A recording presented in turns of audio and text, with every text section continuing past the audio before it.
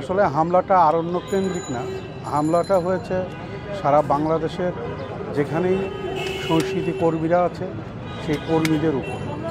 আমরা যারা নাট্যকর্মী, মঞ্চকর্মী, তাদের উপরে হামলা হয়েছে।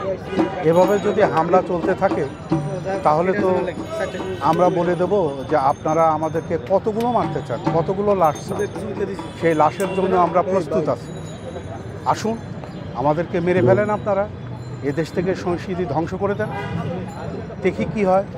আপনারা লাশ নিয়ে কত খুশি হন। আমরা যতদিন জীবিত আছি ততদিন আমরা নাটক করে যাব, মঞ্চ নাটক করে যাব, মঞ্চ নাটকের জন্য যুদ্ধ করে যাব। ভাই, যে নাটকটা প্রদর্শনী বন্ধ, সেটা তো একটা আনন্দের সংবাদ। যে নাটকটা বন্ধ করেছিল সেই নাটকটা আবার মঞ্চে আসবে এবং আমরা থাকবো সবাই। আপনার কোনো ধরনের নিরাপত্তাহীনতায় ভুগছেন?